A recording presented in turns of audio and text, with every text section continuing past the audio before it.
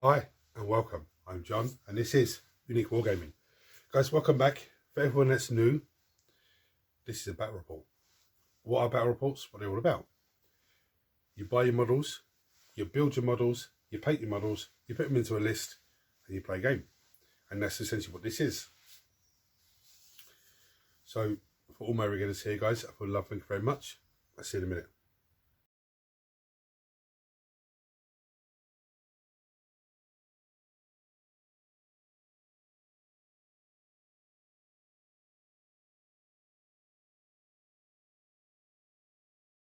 Right, so this week is, as you will see from the thumbnail, Leagues of Votann versus Space Marines. I'm running Space Marines.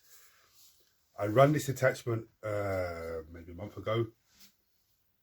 I think it was actually against Drukari, helping Mark get ready for tournament, and it was a tough list for him to deal with. I'm using a Vanguard detachment. What the rules for that is, basically, I have Oath of Moment as normal because they're Space Marines, but what the detachment does is, if your enemy unit is outside of 12 inches, 12 inches of, they have to be within 12 inches of you, they're at -1 to hit you, and you get the benefits of cover.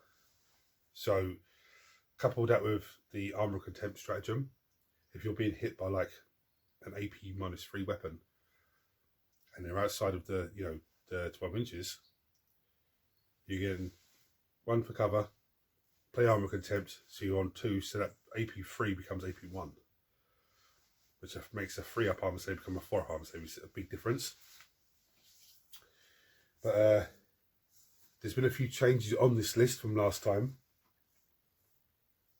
I'm going to bring you down and run you through the list. Now, I'm going to Marks this week because the table here is too busy and I could move everything off, play the game and then put it all back on. But then it's an annoyance for myself. I'd rather just go to him this week and then come back and try and get all of this sorted out before next week. Anyway, I'm going to bring you down, show my list and run through my battle plan. And then I'll head over to Marks and we'll see what happens. Right, so my Warlord is Ezreal. I've got a Inner Circle Companion model here, but I'm going to run him as an Apothecary. There's 10 Hellblasters here. These guys are Assault Intercessors, but I'm going to use them as 5 Hellblasters because I have another unit of Hellblasters. Again, there's 5 at the front, these Hellblasters, but 5 at the back are Assault Intercessors, but I'm going to use them as Hellblasters today. So 20 Hellblasters with a Captain and an Apothecary. The Captain is just a mastercrafted mastercrafted bolt rifle and the relic blade I think he has. I just thought I'd use this model because it looks, it's painted up, looks really cool, and I think it's actually the first time I'm doing on the table. My initial plan for the 2 Hellblaster guys teams is to have them going either flank and just trying to move down the flanks, trying to flush him towards the middle. I have a big block of Terminators here, 10 Terminators with a Heavy Flamer and a Cyclone Missile Launcher. Everyone else has Stormbolters and Power Fist, apart from the Sergeant who has Stormbolter and Power Sword or Relic Blade, whatever it is he has. There's an Ancient in the unit. Now he has a Thunder Hammer and Storm Shield. I don't have a model to represent that, but that's what I have. He has the enhancement that gives the guys Infiltrate. So the plan with these guys is to infiltrate them straight into central objective and just, hold it. Play the stratagem from that detachment that gives me sticky objectives on an objective that I control and sabotages it. What it does is, if an enemy unit ends normal move, advance, fallback or a charge move on the objective that I've sabotaged, I roll a dice. I think 1 to 5 they take D3 mortal wounds, and I think a roll of 6 they take D3 plus 3 mortal wounds. As you can tell, I've still got a bit of a dose I'm trying to get over, but that's the plan. So take the objective, sabotage it, then move them off. And they're led by Belial. So when they're rolling to hit, any rolls of a 6 those attacks done from precision because of him. Okay, again, if they can snipe off heroes leading units, very fantastic. I have a lieutenant with a combo weapon. Again, he's just to infiltrate forward, try and score points if I get, thing for table quarters or do an action or sabotage or whatever, secondary mission I have. He's there to take care of that. He has the enhancement that he can move, shoot, move. Okay.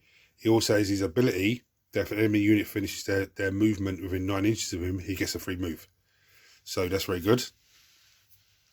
A squad of eliminators.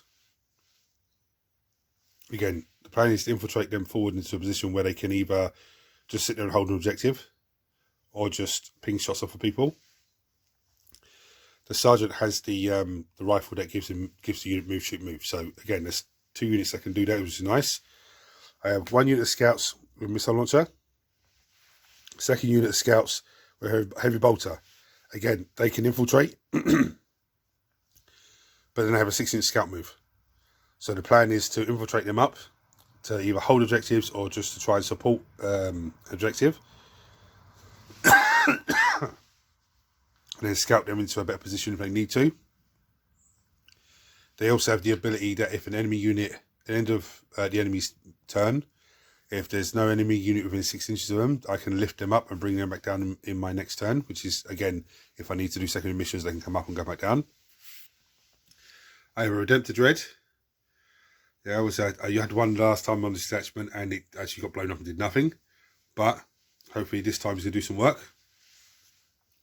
And I have 2 5-strike turrets.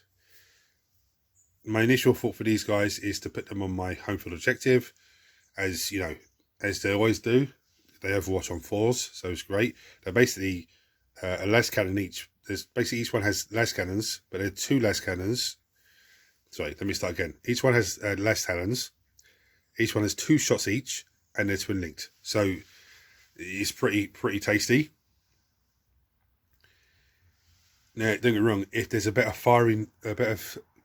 place to set them up with a better firing line of sight, I'll do that. But initially on my home field objective. So that's my list. The captain in this unit, because I had points left over, but not enough to add anything else. He's got the enhancement that gives him lone op and stealth, but that's only for him. He won't get that until, if the unit's destroyed, then he'll get that, which is... I was thinking of just leaving him out of the unit and just deep striking him in, or rapid ingress him in, again, just to score points. Just, trying to do about. I said, no, leave him in the unit, because he gives the unit more benefits of, being there. It's a very tough list, especially the 2 units of Hellblasters and the Terminator squad. If they, I set them up in a central objective, Hellblasters on either flank, trying to move forward, trying to flush things towards the middle where the Terminators are. Or, if they don't want to be flushed towards the middle, the Hellblasters just blast them bits. The Apothecary in each one can resurrect 1 Hellblaster per turn. So, if I start taking wounds either from enemies shooting me or from me blowing myself up, then they can start resurrecting back in. If I take, say, 2 or 3 wounds from this unit, my next phase then, he'll heal 1 back up. If there's no really targets for me, I can move into a position where I'm not targeting anything and it's going to be difficult for him to target me. Next turn, then he can heal another 1 up. So the unit starts coming back to, to full strength, which is nice. But anyway, I'm going to pack up, head over to Marks, and run through his list. And then we'll crack on with the game. Just to give you an idea how busy the table is. This is how busy the table is. Now I can clear all this, like I said, but then I have to fill it all back afterwards. I'd rather just carry on with the graveling, the magnetising, sorting all that sort of stuff out. But anyway, time to head over to Marks. Your army? So I have a Hecaton Land Fortress. In that I have a squad of Terminators, 5-man squad of Terminators with the Iron Hero Champion. Then in Deep Strike I have another squad of Terminators with the Khal. The Khal has Grim Demeanor, which means he ignores all modifiers. The E-Champ has Long List, which he just gets him to push more paint opens on things. I have a squad of Grudge tokens. Grudge tokens, sorry. I have, I can't even remember what this thing's got. The engineer guy with 6 of the... Annoying guys that like shooting. Yeah, the shooting boys. What are they called again? The Hernkin Brokir Thunderkin. And they're with Brokir Iron Master. I have 3 squads of the bikes, who all just scouted out of the way, and I have 3 Sagittars. One Sagittar has 5 Chthonian Berserks in it, and then the other 2 have half a Hernkin squad in each. One here and one here, and then I have a squad of Jaegers, which I'm about to lose, that are deployed across the middle of the board. And you deployed them so you could ensure yourself getting scout moves. So I could stop you getting too close to me initially, and so I could allow myself to do some scouting as well, yeah. So I rolled first turn. So after set up, a scout move, I did just move these back towards the objective. So I'm going to do my first turn, and then come back and probably come back at the end of the turn to show you what's gone on. Right, so my turn. I moved the Terminators over to try and get a cheeky shot from the Cyclone missile launcher into the Secretary. Did nothing. These guys advanced up because they have assault weapons. Didn't shoot in the end because there's nothing there. They advanced up, nothing really to shoot at. The Stormbolters from the Terminators, these last guys, and the Redemptor Dread killed those dudes in the middle. Now it's time for Mark's turn 1. Time for him to figure out how he's going to deal with these guys. Right, so at the end of Mark's turn, these guys will come forward. They jumped out.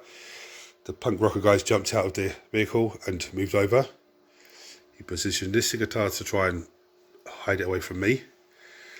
The couple of pioneer squads come off at the end of the table, end of my turn, and these guys all moved over here to try and target the Terminators. Now, after shooting the Terminators with pretty much everything over here, there's 2 Terminators left: Cyclone Missile and Head Flamer, the Ancient, and Belial. These guys charged in, and that's all damage done together. And we killed 3 of them back in return. So now I'm onto my turn 2, where I'm about to open the biggest cannibal pass Mark's ever seen. So linchpin. So you didn't spend any CP? No. So my turn 2. These guys advanced forward. We pinged 3 of them off at the Secretary, did nothing to it. Terminators fell back from the combat there, and the Last Talon destroyed the 2 guys. These guys advanced forward, not very fast, but start getting ready to stage up. And in my movement phase, Mark rapidly ingressed these annoying guys behind me. And I just drew behind enemy lines. The Redemptor Dread actually was able to get a target on the Secretary and blew it up. So 1 vehicle down, many more to go. Okay. So on to Mark's turn 2. Stealthy boys. So they're -1 to hit already as well, aren't they? Yeah. I brought in one of my squad's bikes over here. Right, I should have brought... No, that's fine, actually. I can do stuff next turn. Brought up my Hecaton, brought up these guys for to make a charge, potentially. They weren't able to get into anywhere where they can shoot, but at least I'll control this objective next turn anyway. Brought out the Brokir. You overwatched on this as I brought it up, and it just cost you a CP and cost me a CP in the end. To reroll a save, yeah. To reroll a save. I brought my 2 Sagittars up to hopefully be able to do something about the Redemptor, although it's kind of unlikely. And then just brought in a lot of shooting to just start doing some damage to Outriders. I'm actually going to change this move. I just realised you have an Apothecary in the squad, so I don't really want to shoot it unless I'm going to be able to kill the unit. So I'm going to bring these guys in here to be able to do stuff next turn. Alright? Yep. Cool. We go to your shooting phase now. Yeah. Right, so my turn 3. It was looking very dire, so basically Ezreal, the plan was for this unit to advance over to here behind the wall, destroy the unit down there, and stop these guys, and then the Redemptor to start pinging these guys. I rolled a 1 for their advance. CP rolled a 1 again. So that sort of just put them out of the game, but they killed the guys that are up there. Redemptor shot at those guys. Killed one, I think it was. Or two. Two. And then Belial charged them. Totally whiffed it. And they slapped him back and killed him. So now we're calling it a game because Mark's guys would have killed the scouts. He was just running through what he would have done next turn, is move them over, start pinging things down. And basically by the end of his next turn, I'd be left with these two units. What shape that unit's in, I don't know, but that's what I'd be left with. Oh, I wouldn't be touching them, but they would, and then they would come and like absolutely slap one unit. Yeah. And then they die. Yeah. Like, then they'd be like just lifted. But like from a like that Hellblaster unit might kill 2 or 3 more things, but I would just be scoring primary. And I can't get around to deal with what you're scoring. It's just... I'd just be scoring primary the whole way through. So from a points point of view, like the game is over. From a scoring point of view, the game's over. So, cool. Unit of the match for you from my team. From your team, Yeah. The Redemptor. Yeah. I think the Redemptor is excellent. Like, it just does loads of shooting. It goes around doing its bits and bobs, and he's very hard to deal with. What about yourself? As always, these guys. Regardless. No, for your army, what do you think? Oh, no, see, I don't know, because... These are just so annoying. Like, they rapid ingress in, they are. and they just fuck with stuff in the background. They are very annoying. I mean, for your army, them and... I mean, I'd say the Land Fortress, but it didn't do as much, but it's a physical presence on the table. Draws your attention. You have to deal with it. I kind of like having it on a wing rather than having it in the centre, because it just like it locks down one side of the board and things aren't happening up there then. I don't... I think the Scouts did okay, again. Scouts were just scoring for you, yeah. Yeah. The Hellblaster team, if you hadn't destroyed that team in the middle, that would have been a pincer attack both sides. But you had to get rid of that team in the middle. Yeah, I think you got a bit too eager and you came forward for not a lot of reward. Yeah. Like, maybe you forgot about these as well a bit. I forgot they were in there, yeah. Yeah. So when these come out, like they lift things like straight away. They're very good at that. I don't like them. I like them. The best thing with them is just to avoid them and shoot from distance. Yeah, they only have an 18-inch range, so... Those pains in the arses. What are they called? Brokir Thunderkin. That's the ones. I mean, these are quite tasty as well. Yeah, they're tough. Toughness 10. They're actually very tasty. T10 for a transport is great. And they have a less cannon type weapon on top of them as well. Honestly, I think like from a point of view of like what won the game, like the Jaeger is at the start. Like because that did limit what I could put. Yeah, because otherwise I would have been setting up all the way along the middle and just. It left you with like, and I always feel like it because you could drop there with your Terminators, you did. But I don't know if the Terminators were in the best position. No, they wouldn't. They would be center field. I think you probably should have just instead of dropping the Terminators here. After I left that spot, that was what was left for you to do. Like, I think the Terminators probably should have started here as close as possible to that, and just march up and stand in the middle objective, and just be like deal. And then Hellblasters over here. The Hellblasters come up, and then you have the Hellblasters staged here and the Hellblasters staged there. Anything that comes into the center of the board on either side is getting shot by the Hellblasters. Yeah. And like all you have to do in Linchpin is hold your center objective and middle. Yeah. And if you had come up with Scouts and Terminators and like mark that as your home objective and as your and controlled it, then you're scoring there and there. That's your safety one. That's my safety one. Yeah. So you're scoring your safe one and that. And then I have to come out and deal with it. And the second I come out and deal with it, the Hellblaster's is like, fuck you.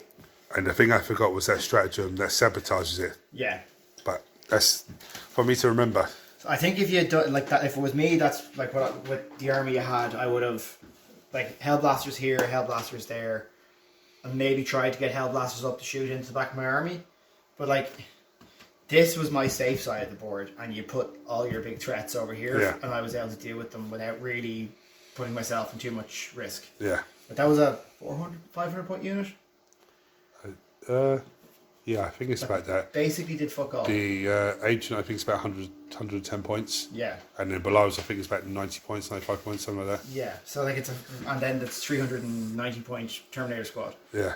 It's a big points investment to be doing fuck all. Yeah. Like you want that Terminator squad in the middle of the board. Yeah, I know, but so you're right.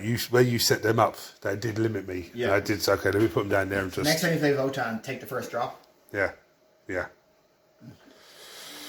I realised that straight away. If you win the roll, take if you're playing Votann, take the first drop. Yeah. And like put it down and string out scouts or string out like Terminators. Just put your Terminators. You could have just put them. You could have put the Terminators. This is my small side of the board. Yeah. Yeah. So the way that the terrain was, and it was to here was that line there was that. You could have gone 9 from there, this side of the wall. Yeah. Yeah, and string back to that objective and hold that objective, and then scouts there as well. And then if you get that, then you're behind this wall, so it's hard for me to get shooting out to deal with you. You're a long distance away from other drops. Now the other thing is when you drop your Terminators first, I then know where your biggest threat on the whole board is. The most difficult thing is, and I can set my deployment up to deal with like where that one thing drops. Yeah. And when you drop them here, I was like, okay, Hecaton, Berserkers, and like one squad of Terminators should be able to eventually deal with that. Yeah. And grind them down. I mean, don't get me wrong, they did take a lot of firepower. They take a lot of firepower. But, you know, it's still, they didn't last. They didn't do as much as I was hoping They they would lasted do. it. I picked up 8 in my first round shooting, and they didn't kill anything. No. They killed Jaegers, which the rest of your army could easily have dealt with as well. Yeah. And then you didn't get, if you had done what I was saying as well, with the Terminators, you would have had area denial turn 1. Yeah. And scored area denial turn 1, and then you wouldn't have had that turn 2, you would have been scoring something else turn 2. Yeah. Oh. Yeah. What did you think of my list in general? I don't know if 2 squads of Hellblasters fits in Vanguard Spearhead. Okay. I think if you want to run max Hellblasters with Azrael and everything else, I think Gladius is the better option for it. Gladius is the one that gives you fall back and shoot, advance and shoot, and advance and charge. Okay. So I think Gladius is Gladius Dark Angels is very strong right now, and I think it's a good build for what you have.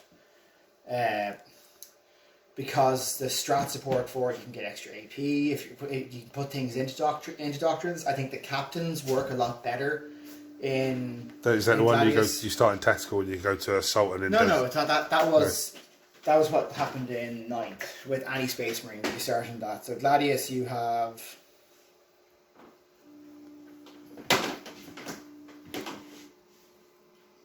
Codex Space Marines, Gladius. Well, this is what we had at the start. So, to begin with, you get Fire Discipline, crits on 5s, sustained crits 1, crits on 5s. So you put Apothecary in your Hellblaster squad with that ability, and then when you're in Dev, you put the unit in Dev Doctrine. So you're then getting your. Wasn't it Apothecary Biologus you put in it? Normal Apothecary. Normal Apothecary. Because normal Apothecary is the one that revives them.